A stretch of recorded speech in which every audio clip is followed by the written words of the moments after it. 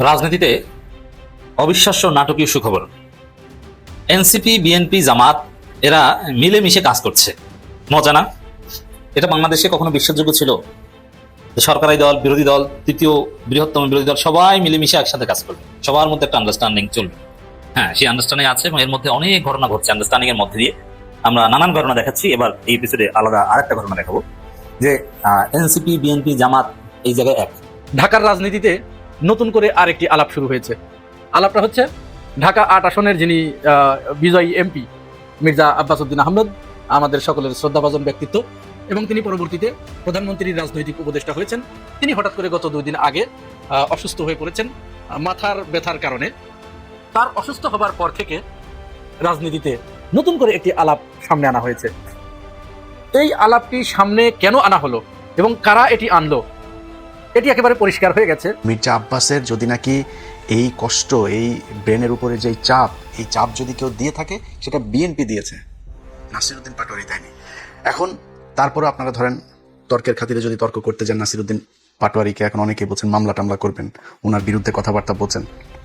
নাসিরউদ্দিন পাটোয়ারির জায়গায় যদি নাকি মির্জা আব্বাসকে হারানো হইতো, নাসিরউদ্দিন পাটোয়ারি এখনো পর্যন্ত তো জীবিত আছে, সুস্থ আছে, ওরে পিটাই মেরে ফেলতো বিএনপির লোকজন। ভারতকে খুশি করে, সেনাবাহিনীকে খুশি করে ক্ষমতায় এসেছেন বিএনপি সরকার। এখন তারেক রহমান সাহেব দাঁড়িয়েছেন একটি আগুনের কুণ্ডুলির উপরে, না নড়তে পারেন না সরতে পারেন। দেশের ভিতরে হয়ে যাচ্ছে এক সপ্তাহের ভিতরে বিভিন্ন জায়গায় বিভিন্ন ঘটনা হয়ে যাচ্ছে, এমন ঘটনা যেগুলা তারেক রহমানের জন্য অসম্মানজনক। আজকে যে আমরা নাটক দেখলাম, পার্লামেন্টে একটা রুলস অফ প্রসিডিওর আছে, মানা হয়নি। স্পিকার আছে, ডেপুটি স্পিকার কারাগারে বন্দী, সেটা বাদ দিয়ে একবার গোজামিল দিয়ে একটা পার্লামেন্ট শুরু।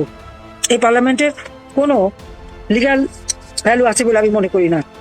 অবৈধ ক্ষমতা দখলকারী, অবৈধভাবে সরকার, একটা প্রহসনের নির্বাচন, তারই মধ্যে দিয়ে একটা পার্লামেন্ট যেটা হচ্ছে ওই খুনি আর যুদ্ধাপরাধী, এবং সেই পার্লামেন্টের লিডারকে 21শে আগস্ট গ্রেনেড হামলায় আইবি রহমানের হত্যাকারী। বাংলাদেশের মানুষকে জিজ্ঞাসা, সবাই বলবে ভোট দিচ্ছে দাঁড়িপাল্লার শাপলাগুলিতে আর ধানের শীষে জিতছে। এটা কেমন কথা? মানুষ যখন দেখবে তার গণরায়, তার দেওয়া ভোট চুরি হয়ে যায়, তার মতের কোনো মূল্য নাই, তার পথ একটাই খোলা থাকে, সেটা বিপ্লব। আপনারা আরেকটা বিপ্লবের রাস্তা নিজেরাই তৈরি করে দিচ্ছেন। এইবার জনগণ আর আগের ভুল করবে না। সকল বিষয় যদি সংবিধানের মাধ্যমে সমাধান করতে হয়, তাহলে যে ভোটটি হয়েছে সেই ভোটটিও অবৈধ, তারেক রহমানের বর্তমানের প্রধানমন্ত্রিত্ব অবৈধ। আমাদেরকে সংবিধান মেনে চলতে হলে এখনকার এই নির্বাচনকে অবৈধ বলতে হবে এবং মেনে নিতে হবে দুঃখের সাথে যে ফ্যাসিস্ট শেখ হাসিনাই বোধহয় বাংলাদেশের প্রধানমন্ত্রী হয়ে রয়ে গেছেন এখন। ঢাকা 17 আসনে তারেক রহমান এবং ঢাকা 8 আসনে মির্জা আব্বাস, আর হলো সম্ভবত ঢাকা 13 ববি হাজ্জাজ। এই তিনজনই বিশাল ভোটের ব্যবধানে ফিল করেছিল, বিশাল ভোটের ব্যবধানে, সারা বাংলাদেশের মানুষ তা জানে।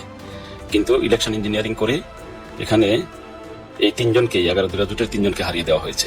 মহিলা জামাতের ইফতার পার্টিতে লাঠি সুটা নিয়ে বাধা দিতে গেলেন বিএনপি, উভয় পক্ষের আহত হলেন 9 জন।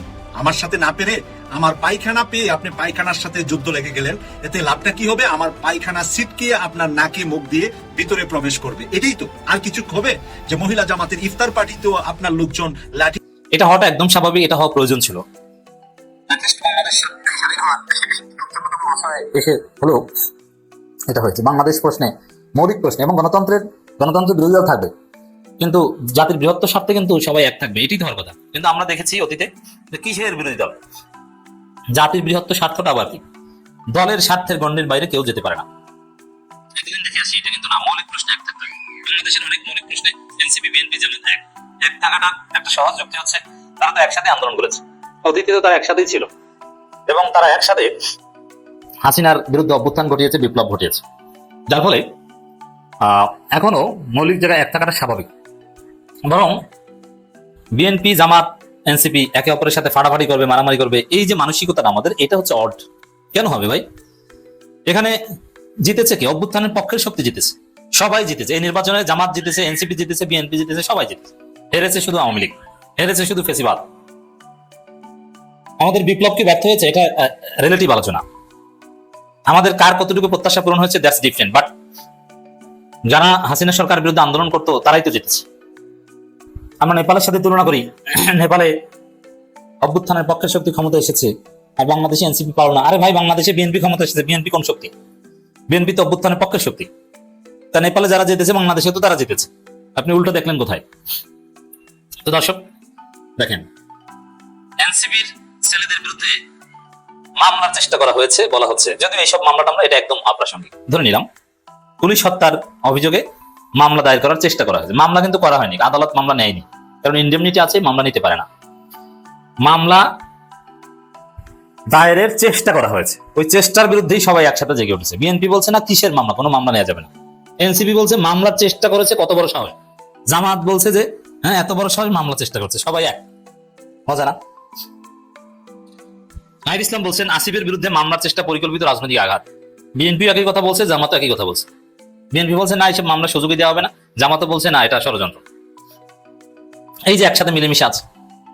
শুধু এটা না, আপনারা শুনলে অবাক হবেন যে রাষ্ট্রপতির চুপ্পুকে নিয়েও মৌলিক আন্ডারস্ট্যান্ডিং আছে জামাত, এনসিপি এবং বিএনপির বিরুদ্ধে মধ্যে। চুপ্পুকে অপমান করা, চুপ্পুকে ঘাট ধরে পুতুল বানানো, এই বিষয়ে কিন্তু বিএনপি জামাত এনসিপি এক। চুপ্পুকে জামাত এনসিপি অপমান করে তারেক রহমান মিটিমিটি হাসি। ডেইলি স্টার আবার এটা নিয়ে রিপোর্ট করে যে চুপ্পুর বক্তব্যের সময় সংসদে মিটিমিটি হাসি। তাই মিটিমিটি হাসি মানে কি? যে চুপ্পুকে আচ্ছা মতো অপমান করা হয়েছে, ওর মাধ্যমে 360 ডিগ্রি উল্টো কথা বলানো হয়েছে, অতীতে যা বলতো।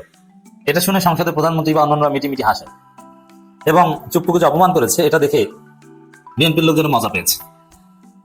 তবে হ্যাঁ, কিছু একতলাপ আছে, যেমন জামাত এনসিপি চায় অভিশংসন করে এখনই রাষ্ট্রপতি বানাতে, কিন্তু বিএনপিও চায় প্রয়োজনে ওকে গ্রেপ্তার করতেও চায়, প্রয়োজনে চুপ্পুকে গ্রেপ্তার করবে, এতে বিএনপিও রাজি। জানেন, না জানলে এখন জেনে নেন, আমি বলছি। কিন্তু বিএনপি একটা স্বার্থের কথা বিবেচনা করছে যে চুপ্পুকে অভিশংসন করে প্রয়োজনে গ্রেপ্তার করে জেলে ঢুকাবো, কিন্তু 6 মাস 1 বছর হোক তারপর। কারণ কি, এখন যদি রাষ্ট্রপতি নির্বাচন করে তাহলে বিএনপি সরকারের মেয়াদ আর নতুন রাষ্ট্রপতির মেয়াদ প্রায় সমান হবে, যাতে আগামী জাতীয় নির্বাচনের কাছাকাছি সময়ে রাষ্ট্রপতিকে চলে যেতে হবে। তাহলে রাষ্ট্রের উপর, তত্ত্বাবধায়ক সরকারের উপর বিএনপির কারো তেমন কোনো প্রভাব থাকবে না। কিন্তু যদি এখন থেকে 1 বছর পর রাষ্ট্রপতি বানানো যায়, তাহলে দেখা যাবে যে 31 সালের নির্বাচনে যদি বিএনপি ক্ষমতায় নাও আসে, জামাতও আসে, সে জামাত সরকার আমলেও প্রায় 1 বছর রাষ্ট্রপতি থাকবে বিএনপি। এটা বিএনপির একটা বড় অর্জন। এবং নির্বাচনকালীন সময়, তত্ত্বাবধায়ক সরকারের সময় যদি রাষ্ট্রপতি বিএনপি থাকে তাহলে অনেক অ্যাডভান্টেজ পাবে, আর রাষ্ট্রপতিকে অনেক ক্ষমতা দেওয়া হবে। এই সুযোগটা গ্রহণ করার জন্য চুপ্পুকে আর কিছুদিন ঘাট ধরে রাখতে চাচ্ছে বিএনপি। তা এই জন্য আর কিছুদিন পর, 1 বছর বা এই সময়ের পরে চুপ্পুকে যদি এনসিপি চুপ্পুকে গ্রেপ্তার করে জেলে ঢুকাতে বিএনপিও রাজি। এই হচ্ছে, মানে এখানে কিন্তু মৌলিক জায়গায় এক। তো জামাত এনসিপি এটা চায় একটু আগে ভাগে, আর বিএনপি যে একটু দেরিতে। সংসদে ভাষণ দেওয়া, 2-1 জায়গায় 2-1টা রাষ্ট্রীয় অনুষ্ঠানে পাঠানো, এছাড়া আলাদাভাবে রাষ্ট্রপতিকে কোনো গুরুত্ব বিএনপি সরকার দিবে না, এটাও ঠিক আছে। বাধ্য যেখানে সেই জায়গায়, একদম অল্টারনেটিভ নাই সেই জায়গায়। তারপরেও এখানে বিএনপির প্রতি আমাদের আপত্তি ডেফিনেটলি আছে।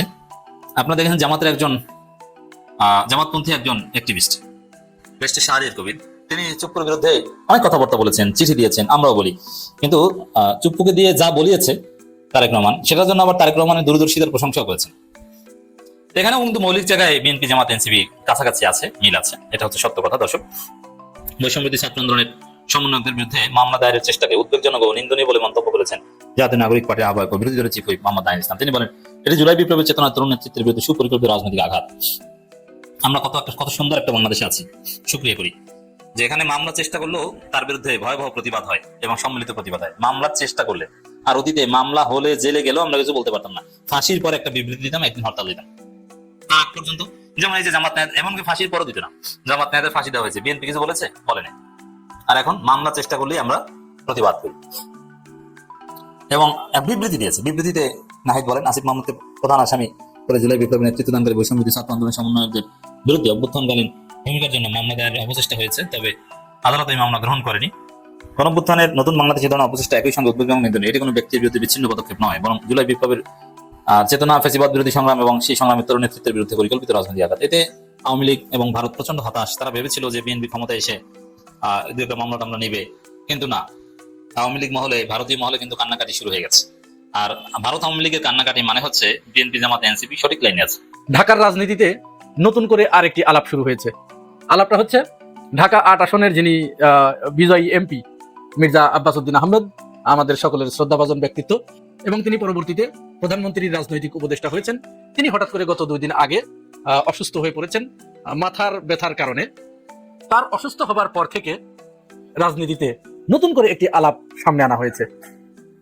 এই আলাপটি সামনে কেন আনা হলো এবং কারা এটি আনলো, এটি একেবারে পরিষ্কার হয়ে গেছে। এই বিষয়ে আপনাদের সামনে একটু কথা বলবো এবং এই বিষয়ে খুব ভিতরের একটা খবরও উঠে এসেছে, সেই বিষয়টিও আমি আপনাদেরকে জানাবো। তার আগে আপনারা জানেন যে ঝিনাইদহে গতকাল মহিলা জামাতের একটি ইফতার মাহফিল ছিল। এই ইফতার মাহফিলের খবর পাওয়ার পরে বিএনপির নেতৃত্বে তারা লাঠি, সোটা, রামদা, রড, হকি স্টিক এইগুলো নিয়ে কিভাবে মহিলাদের ইফতার সমাবেশে হামলা করতে গেছে দেখুন, একটু দেখুন কিভাবে যাচ্ছে।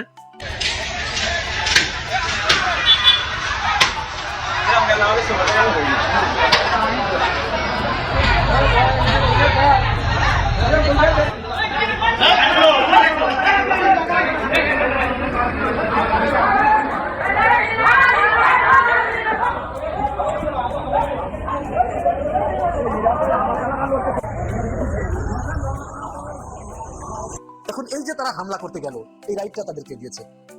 এই কাজ তবে বিগত সময় আওয়ামী লীগ করেছে, যেখানে জামাত ইসলাম দুইজন একত্রিত হয়ে কথা বলেছে, সেখানেই তারা গিয়ে হামলা করেছে।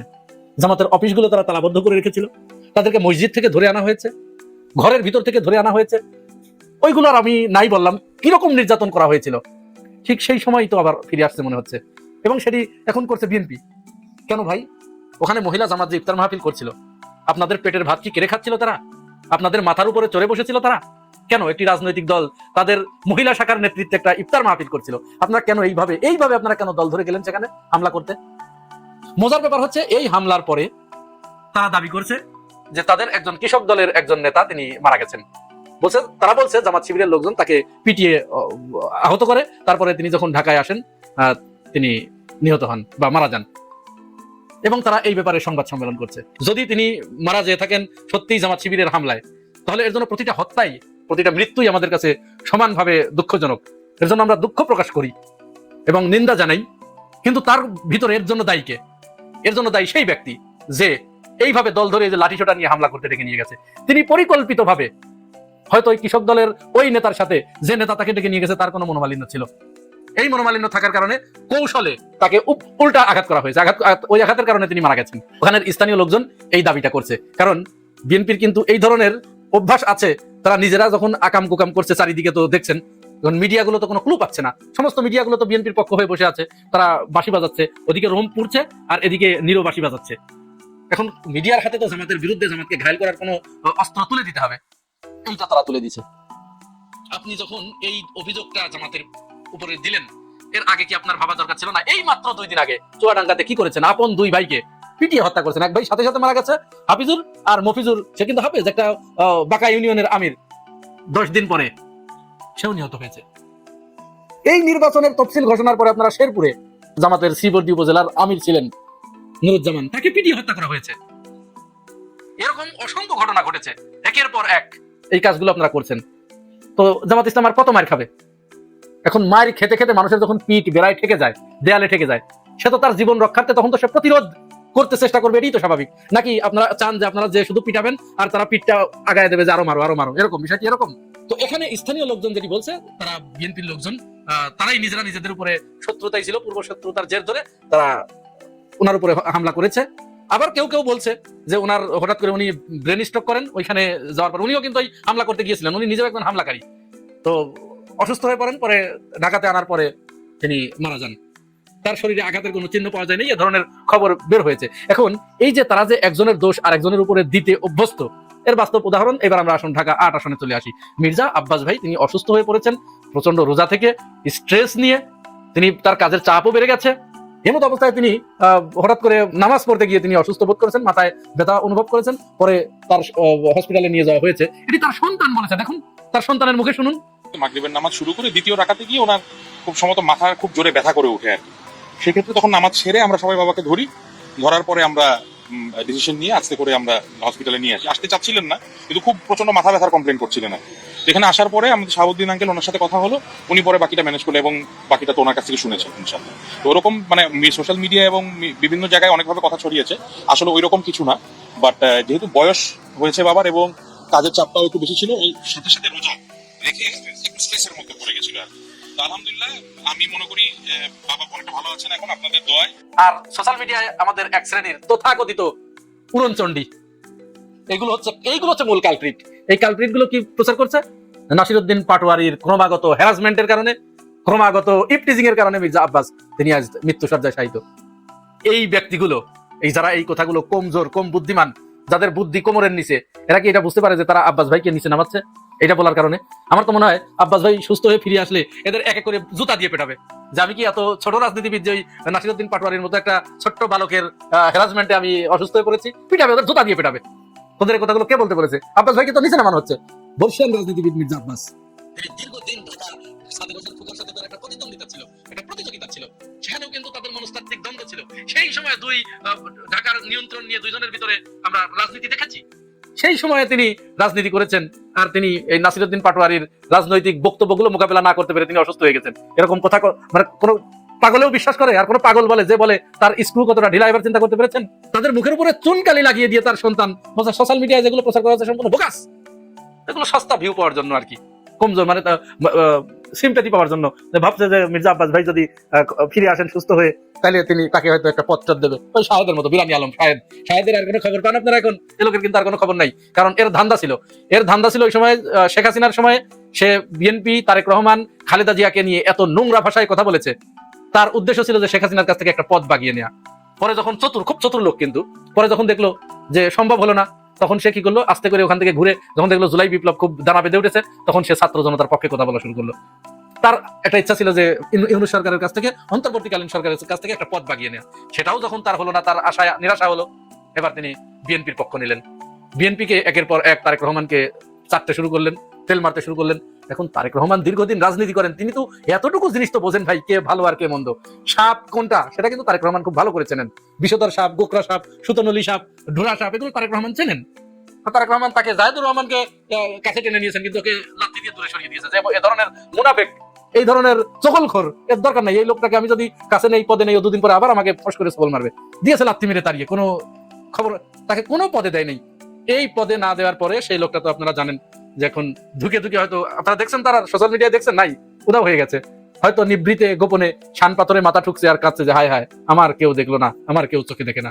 যাই হোক, এরা এই কোয়ালিটির লোক আর কি, যারা নাসিরউদ্দিন পাটোয়ারির উপরে দোষ চাপানোর চেষ্টা করছে। তারা ভাবছে যে মির্জা আব্বাস ভাইয়ের কাছ থেকে তিনি একটা পদ ভাগিয়ে নেবেন। এটি সম্ভব নয়। মির্জা আব্বাস ভাই ফিরে আসলে তাদেরকে জুতা পেটা করবে। এখন রাজনৈতিক বিশ্লেষক যারা, তারা নতুন করে আরেকটা দাবি করছে, অনেকেই যদি বলছে যে হয়তো তার সন্তানের কথাই সত্য, তিনি কাজের চাপ বেড়ে গেছে, স্ট্রেস বেড়ে গেছে, তারপরে রোজা, এর বয়সও হয়ে গেছে, যার কারণে মাথায় হঠাৎ প্রবলেম হয়ে গেছে। এখন রাজনৈতিক বিশ্লেষকরা এর সাথে আরেকটা জিনিস যেটা অ্যাড করার চেষ্টা করছে, বলার চেষ্টা করছে, সেটা হচ্ছে যে তিনি তো ঢাকা ৮ আসন থেকে যেহেতু বিজয়ী হয়েছেন, এবং তার তো একটা ন্যূনতম, তিনি যেহেতু যে মানের সিনিয়র পার্সন, তার তো একটা ভালো মন্ত্রণালয় তিনি আশা করেন, এটা তার প্রাপ্য, কিন্তু তাকে সেটি দেওয়া হয় নাই। মূল মন্ত্রণালয়ে তাকে দেওয়া হয় নাই, যদিও প্রধানমন্ত্রী তাকে খুশি করেছে যে তাকে মন্ত্রীর মর্যাদা দিয়ে তার রাজনৈতিক উপদেষ্টা বানিয়েছেন। কিন্তু রাজনৈতিক উপদেষ্টা এবং একজন মন্ত্রী, এর ভিতরে তো আপাত দৃষ্টিতে দেখলেও আমরা বুঝি না এটা কোনটার গুরুত্ব বেশি। এটাও হয়তো তার একটা এই স্ট্রেসের একটা কারণ হতে পারে, তার একটা চিন্তার কারণ হতে পারে। রাজনৈতিক বিশ্লেষকরা এই কারণটাকে এড়িয়ে যাচ্ছে না, যে এটাও অসুস্থতার জন্য এটাও একটা কারণ হতে পারে। দর্শক, আপনারা কোনটা মনে করেন জানিয়ে যাবেন কমেন্ট বক্সে। আর আমার এই চ্যানেলে যদি আপনারা নতুন হয়ে থাকেন, একটু সাবস্ক্রাইব করে দিন। আজ এখানেই শেষ করছি, আল্লাহ হাফেজ। আজও কিন্তু ওই একই আলোচনা চলতেছে রাষ্ট্রপতির ভাষণ নিয়ে, ময়নাতদন্ত হচ্ছে আর কি। আবার এর মধ্যে একটা ঘটনা ঘটছে, জাতীয় সঙ্গীত যখন বাজতেছিল, গাইতেছিল না, বাজতেছিল, তখন সবাই দাঁড়াইছে, কিন্তু একটা দল মানে জামাতে ইসলাম এবং 11 দল এনসিপি, ওরা দাঁড়াইতে একটু দেরি করছে। এর পিছনে কারণ জানেন? Sound system. কেন দাঁড়াবে না? ওনারা কি এতটা বেকুব? না, নিশ্চয়ই না। সাউন্ড সিস্টেম এত খারাপ ছিল, বুঝাই তো যায় না। হ্যাঁ, বুঝাই যায় না ওটা কি গান বাজাইতেছিল, মানে জাতীয় সঙ্গীত বাজাইতেছিল, না এমনি ভ্যাপু ভ্যাপু করতেছিল, বুঝতে একটু সময় লাগছে। আবার রাষ্ট্রপতির পিছন থেকে একজন সবাইকে এইভাবে দাঁড়াইতে ইশারা করতেছিল। কেন ইশারা করতেছিল? মির্জা ফখরুল সাহেবও ইশারা করতেছিল। কেন ইশারা করতেছিল? ওনারা বুঝতে পারছে আসলে ওই জাতীয় সঙ্গীতের মিউজিকটা বোঝা যাচ্ছিল না, সাউন্ড সিস্টেমের কারণে। এখন কথা হচ্ছে, এই সাউন্ড সিস্টেম তো ঠিক করতে হবে। এদের একটা গ্রুপকে বিদেশে পাঠানো উচিত। ওই যে এসি ঠিক করার জন্য, এসির কাজ শেখার জন্য যেভাবে পাঠাইছে, এই সাউন্ড সিস্টেমের জন্য একটি দলকে মানে একটা টিম বানায় বিদেশে পাঠানো উচিত। সাউন্ড সিস্টেম সবচেয়ে ভালো হবে ভাই ইরানে। হ্যাঁ, ইরানের সাউন্ড সিস্টেম খুব ভালো আমার জানা মতে, ওইখানে পাঠিয়ে দেওয়া উচিত। যে আপনারা এখান থেকে শিখে আসেন। একটা সংসদ হবে যেখানে পার মিনিটে খরচ হয় 2,500 টাকার উপরে, সেই জায়গায় কাকে দায়িত্ব দিছে? কেমন মানুষ? তারা পরীক্ষা করে নাই ভাই। হ্যাঁ ভাই, কিচ্ছু করে নাই, যার জন্য এই প্রবলেমটা হয়েছে, ভুল বোঝাবুঝি হয়েছে। যাই হোক, এবার আসি আসল কথায়। দেখেন, আমাদের দেশে এখন রাজনৈতিক দল কয়টা? অনেকগুলো আছে। সবাইকে আমি সম্মান জানাই বলতেছি, এই মুহূর্তে যদি আপনারা হিসাবে আসেন, বিএনপি 1 নম্বরে, ওনারা সরকারে আছে, ওনাদের মার্কা কি? ধানের শীষ। এরপরে দেখেন জামাত ইসলাম সবচেয়ে বড় দল এখন, ওনাদের মার্কা কি? দাড়িপাল্লা। এরপরে আসেন এনসিপি, ওনাদের মার্কা কি? শাপলা। কিন্তু আরেকটা নীরবে আছে কিন্তু বড় দল, সেটা হলো আওয়ামী লীগ, নৌকা। এখন দেখেন এই নৌকাও পানিতে, হ্যাঁ পানিতে নৌকা চলে। আবার দেখেন শাপলা কোথায় থাকে? সেটাও পানিতে। আবার দেখেন আপনি ধান লাগাইবেন, পানি ছাড়া ধান বাঁচাইতে পারবেন না, সেটাও পানিতে। পানি ছাড়া ধান তো হবে না। ধানের প্রাণ পানি, জীবনের অপর নাম পানি। এই 3টা পানিতে। কিন্তু আরেকটা যেটা দাড়িপাল্লা, সেটা কিন্তু পানি থেকে তুইলা শুকায়া টুকায়া যখন আনবেন এই ধান, তখন মাপতে হবে দাড়িপাল্লায়। এই 4টা দল। আচ্ছা, এই 4টা দলেরই কিন্তু প্রাণ ভ্রমরা আছে। হ্যাঁ, প্রাণ ভ্রমরা আছে। একটু হিসাব মিলাইলি বাইর করতে পারবেন। আমি একটা ভিডিওর অল্প একটু অংশ দেখাই, তাহলে আপনারা বুঝতে পারবেন যে প্রাণ ভ্রমরা কোথায় কোথায় থাকে, কিভাবে থাকে। এই দেখেন, মুক্তিযুদ্ধের প্রথম মুক্তিযোদ্ধা আমাদের প্রিয় নেত্রী, দেশনেত্রী ম্যাডাম খালেদা উনি জিয়া। মুক্তিযোদ্ধা মন্ত্রী। মুক্তিযুদ্ধের প্রথম মুক্তিযোদ্ধা আমাদের প্রিয় নেত্রী, দেশনেত্রী ম্যাডাম খালেদা জিয়া। আবার শুনেন, বাংলাদেশের মুক্তিযুদ্ধের হ্যাঁ, প্রথম মুক্তিযোদ্ধা আমাদের প্রিয় নেত্রী নেত্রী বেগম খালেদা জিয়া। কিন্তু এটা কিন্তু পুরো বক্তব্য না, আরো আছে, কিন্তু এইটুক ভাইরাল হয়ে গেছে। আচ্ছা, এই যে মুক্তিযোদ্ধা শুনে আসতেছি, এটা তো ভাই কত 54-55 বছরের ইতিহাস। সঙ্গে আরেকটা আছে, যখনই আপনি মুক্তিযোদ্ধা বলবেন, অপর পেট কি? রাজাকার। অটোমেটিক সেটা চলে আসে। এটা নিয়েই কি আমরা থাকুন? এটা নিয়ে আমাদের রাজনীতি? হ্যাঁ, এটা নিয়েই রাজনীতি। একটু আগে বলছি না, প্রাণ ভ্রমরা। এই বিএনপি প্রাণ ভ্রমরা হচ্ছে মুক্তিযোদ্ধা। হ্যাঁ, মুক্তিযোদ্ধা হচ্ছে ওনাদের প্রাণ ভ্রমরা। কারণ কি? কারণ শহীদ প্রেসিডেন্ট জিয়াউর রহমান বীর মুক্তিযোদ্ধা, বাংলাদেশের স্বাধীনতার ঘোষক। কিন্তু স্বাধীনতার ঘোষণা দিচ্ছেন উনি, ওনার ভাষণের মধ্যেই আছে, বঙ্গবন্ধু শেখ মুজিবুরের পক্ষ হইয়া এই ঘোষণা দিছে। এটাই চরম সত্যি কথা, এটা বদলাইতে পারবে না কেউ। এখন মজার ব্যাপার, প্রাণ ভ্রমরা। এই প্রাণ ভ্রমরা হচ্ছে 71 এবং আমরা মুক্তিযোদ্ধা। আমরা মুক্তিযোদ্ধার পক্ষে, 71-এর পক্ষে এই দেশ আমরা স্বাধীন করছি। এটা হচ্ছে ওনাদের প্রাণ ভ্রমরা। অর্থাৎ বিএনপির যে বডি, এই বডির প্রাণ ভ্রমরা হচ্ছে 71, রাজাকার এবং স্বাধীনতার পক্ষে, বিপক্ষে এই বয়ানগুলা। আবার সেম বয়ানগুলা কিন্তু আরেকজনেরও প্রাণ ভ্রমরা। আবার দেখেন, সেম বয়ানগুলা কিন্তু আওয়ামী লীগেরও প্রাণ ভ্রমরা ওই 71, স্বাধীনতা, মুক্তিযোদ্ধা, রাজাকার, এইসব বয়ান। মানে আমরাই আনছি স্বাধীনতা, আমাদের কারণে স্বাধীনতা, এই দেশ আমাদের। ওনাদেরও এক দাবি, ওনাদেরও একটাই দাবি। এবার বুঝেন। এবার আসি এনসিপি এবং জামাতের প্রাণ ভ্রমরা কোথায়। ওনাদের প্রাণ ভ্রমরা কোথায় বুঝতে পারতেছেন? হ্যাঁ, ওনাদের প্রাণ ভ্রমরা 24-এ। ওনাদের দুই দলের যেমন 71-এ, ওনাদের হইল 24-এর প্রাণ ভ্রমরাটা কি? এই 24-এ স্বৈরা শাসককে যে সরাইছে, এর পিছনে কৃতিত্ব কার? একটু চোখ বুলায় দেখেন তো। সবাই কিন্তু ওই টাইমে বলতেছিল, যখন শেখ হাসিনা যায়নি এই দেশ ছাড়া, আমরা এই আন্দোলনের সাথে নাই, আমাদের ছেলে পেলে এই আন্দোলনের সাথে নাই। ভয় এই কথা বলছে না? বলছে। আসলে সত্যটা কি জানেন? বাংলাদেশের প্রায় সবগুলা দলই ছিল। বিএনপি তো অবশ্যই ছিল, জামাত ছিল, ছাত্র শিবির ছিল, আবার এনসিপি ছিল, যাদেরকে আমরা পরে জানছি এনসিপি হিসাবে, যাদেরকে আমরা পরে এনসিপি নামে চিনলাম, তারাও ছিল। এখন দেখেন, এই দুইটা দলের প্রাণ ভ্রমরা হচ্ছে 24, যার জন্য 24-এর স্বীকৃতিটা ওনাদেরকে আদায় করতেই হবে। না হলে তো ভাই, ওই প্রাণ ভ্রমরা যদি না বাঁচাইতে পারে, 24 যদি না বাঁচাইতে পারে, জামাত ইসলাম, এনসিপি ধুলায় মিশায়া যাবে ভাই, ধুলায় মিশায়া যাবে, অন্ধকারে হারায়া যাবে। এই সময় আর আসবে না, যে সময় এখন আপনাদের হাতে আছে। কোন সময় জানেন? গণভোট। গণভোট। বাংলাদেশের 70% মানুষ আপনাদের প্রাণ ভ্রমরাকে বাঁচায় রাখার জন্য ভোট দিয়ে দিছে। তো ওই ভোটের মাধ্যমে আপনাদের প্রাণ ভ্রমরাকে বাঁচায় দিছে। কিন্তু এই প্রাণ ভ্রমরাকে এখন গলা চিপা ধরতেছে। বুঝতে পারতেছেন না? এই প্রাণ ভ্রমরাকে যদি বাঁচতে না দেয়, আপনারা জামাত ইসলাম, এনসিপি বাঁচতে পারবেন না। হারায়া যাবেন, যেভাবে হারায়া গেছে ওই যে জাতীয় পার্টি, লাঙ্গল মার্কা জাতীয় পার্টি হারায়া গেছে না, ঠিক সেইভাবেই আপনারাও হারায়া যাবেন। কারণ কোনো একদিন তো আওয়ামী লীগ ফিরবেই। হয়তো সময় লাগবে ভাই ফিরতে। সময় লাগবে কেন? কারণ ওই দলের সব নেতা পালায় চলে গেছে এবং দলের ভিতরে এমন কেউ নাই যাকে না সামনে হাল ধরাবেন, কারণ সবাই কলঙ্কিত, কম আর বেশি সবাই কলঙ্কিত। কলঙ্কিত নেতা দিয়ে তোর হাল ধরা যাবে না। নতুন নেতা জন্ম হইতে একটু হয়তো সময় লাগবে, কিন্তু ফিরে আসবেই একদিন। যেদিন আসবে সেদিন আপনারা হারায়া যাবেন যদি আপনাদের প্রাণ ভ্রমরা বাঁচাইতে না পারেন, 24কে বাঁচাইতে না পারেন, এই গণভোটের অধিকার যদি ছিনায় না আনতে পারেন। আপনাদের রাজনীতি থাকে না তো কি নিয়ে আপনারা সামনে আসবেন, কি নিয়ে আপনারা অতীতের কলঙ্ক মুছবেন, যে কারণে আপনাদেরকে রাজাকার বলা হয়। অতীতের আপনাদের ওই রেকর্ড মুছতে হইলে 71কে যে রক্ষা করলেন 24-এ, সেটার দাবি তো আদায় করতে হবে, সেটাকে তো প্রতিষ্ঠিত করতে হবে, বুঝাই দিতে হবে যে 71কে আমরাই রক্ষা করছি। অতীতে আমাদের ভুল থাকলো, কিন্তু আমরাই তারা যারা 71কে রক্ষা করছি। 24 না আসলে 71 তো গিলা ফেলাইছিল ভাই, 71 খায়া ফেলাইছিল। আজকে আপনারা মোদির কোনো কথা শুনছেন? শোনেন নাই? মোদি কি বলছে একটু দেখাই একটু দেখি আছে কিনা। बांग्लादेश नेपाल और श्रीलंका तो बिना युद्ध के ही अखंड भारत बनेंगे। কথাটা কি কইছে বুঝছেন? बांग्लादेश नेपाल और श्रीलंका तो बिना युद्ध के ही अखंड भारत बनेंगे। बांग्लादेश नेपाल और श्रीलंका तो बिना युद्ध के ही अखंड भारत बनेंगे। কি বলছে বুঝছেন আপনারা? বাংলাদেশ, শ্রীলঙ্কা, নেপাল অখণ্ড ভারতের অংশ। যুদ্ধ লাগবে না, এমনি এটা নিয়ে নেবো আমরা। নিয়ে তো নিছিলই ভাই, 71 গিলা ফালাইছিল। ওনার কথা থেকে বুঝলেন না? লেটেস্ট কথা, কিন্তু পুরানা কথা না। তার মানে কি জানেন? এই নেপাল, শ্রীলঙ্কা, বাংলাদেশ টার্গেট। বাংলাদেশ আগেই গিলা ফালাইছিল, শ্রীলঙ্কা পারবে না, নেপালও পারবে না। কারণ কি জানেন? ভারতের দালাল খুঁজা পাবেন না নেপালে আর শ্রীলঙ্কায় বর্তমানে, কিন্তু ভারতের দালাল খুঁজা পাবেন এই বাংলাদেশে। আছে ভাই বাংলাদেশে, যার জন্য সাবধান হইতে হবে। অখণ্ড ভারত বানাইতে চায়, মানে ভারতের অংশ বাংলাদেশ।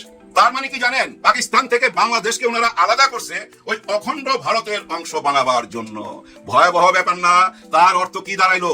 71 তো বেচাই ফেলাইছিল গত সরকার, মানে স্বৈরা শাসক। সেখান থেকে কারা উদ্ধার করছে? জামাতে ইসলাম, এনসিপি, বিএনপি এবং ছাত্র শিবির, বাংলাদেশের সবাই। কিন্তু বিএনপি কেন এটা মাইনা নিতে চায় না? মাইনা নিলে তার ক্ষতি কি? বরঞ্চ মানুষের ভালোবাসা পাইবে এবং 5 বছর আরামে দেশ চালাইতে পারবে। পুরো দেশের মানুষই তো সাপোর্ট করবে। তারপরেও কেন চায় না? আমরা বুঝি। মাননীয় প্রধানমন্ত্রী তারেক রহমান সাহেব কি বুঝে না? নিশ্চয়ই বুঝে। আর বুঝে বলেই তো রাজি হচ্ছে না। ব্যাপারটা বুঝেন নাই? বুঝে বলেই রাজি হচ্ছে না। কি বুঝে? যে 24কে যদি আমরা এখন স্বীকৃতি দিয়ে দেই, তাহলে তো ওদের প্রাণ ভ্রমরা বাইচা যায়। এই দলটা তো দাঁড়ায় যায়, জামাত ইসলাম দাঁড়ায় যায়, এনসিপি দাঁড়ায় যায়, মানে দুইটা দল আরো দাঁড়ায় যায় স্ট্রংলি। ওই প্রাণ ভ্রমরাকে যদি স্বীকৃতি দেয়, যার জন্য স্বীকৃতি দিতে চাচ্ছে না, কিন্তু এটাকে মেনে নেওয়া যায়? মেনে নেওয়া যায় না। ওনারা ওনাদের 71-এর প্রাণ ভ্রমরা নিয়ে 54 বছর 55 বছর রাজনীতি করে আসবে। এখন যদি এই 24কে স্বীকৃতি দিয়ে দেয়, তাহলে তো নতুন রাজনীতি চলে আসে। ওনাদের ওই বয়ান আর মার্কেটে বিক্রি হবে না, মানুষকে আর খাওয়াইতে পারবে না। এটাই হলো বাস্তবতা। একবার চিন্তা করেন, ওনাদের তো কোনো ক্ষতি নাই এই জুলাই সনদকে স্বীকৃতি দিলে। কোনো ক্ষতি আছে কি? শপথ যদি নেয়, সংস্কার পরিষদের শপথটা যদি ওনারা নিত, কি ক্ষতি হইতো? হইতো না। দেখেন, মহামান্য রাষ্ট্রপতি আইসা সংসদে ভাষণ দিল, ওনার অধ্যাদেশ নিয়েই কিন্তু এই গণভোট হয়েছে। ওই গণভোট মানতেছে না ওনার দল। ওনার দল বলতে এখন বিএনপি। হ্যাঁ ভাই, ওনার দল এখন বিএনপি। ওনার দল মানতেছে না। ওইটা নিয়ে একটা অক্ষর শব্দ উচ্চারণ করে নাই। 2টা ভোটের উনি অনুমতি দিছে নিজেই। হ্যাঁ ভাই, উনি নিজেই দিছে। একটা ভোটের জন্য উনি এখানে ভাষণ দিতে আইছে, একটা ভোটের অধিকার নিয়ে উনি ভাষণ দিতে আইছে। আরেকটা ভোট যে কোথায় চলে গেল সেটা নিয়ে একটা অক্ষরও বলে নাই। কারণ ওই যে প্রাণ ভ্রমরা, ওই প্রাণ ভ্রমরাকে বাঁচতে দিবে না। আর জামাত ইসলাম আর এনসিপি নিশ্চয়ই এটা বুঝতে পারে। আমার মতো অধম যদি বুঝতে পারে, ওনারা কি বুঝতে পারবে না? নিশ্চয়ই বুঝতে পারবে। আর সেটা টের পাবেন কখন জানেন? আগামীকাল। প্রথম দিন তো একটুখানি বুঝাই দিছে, প্লেকার্ড দিয়া গাদ্দার গাদ্দার। হ্যাঁ ভাই, সারা পৃথিবীতে নিউজ হয়ে গেছে তো। আগামীকাল দেখবেন নতুন খেলা শুরু হবে। হ্যাঁ ভাই, নতুন খেলা শুরু হবে। কারণ প্রাণ ভ্রমরাকে তো বাঁচাইতেই হবে, 24কে বাঁচাইতেই হবে। 1,500 মা বোনের বুক খালি হয়েছে।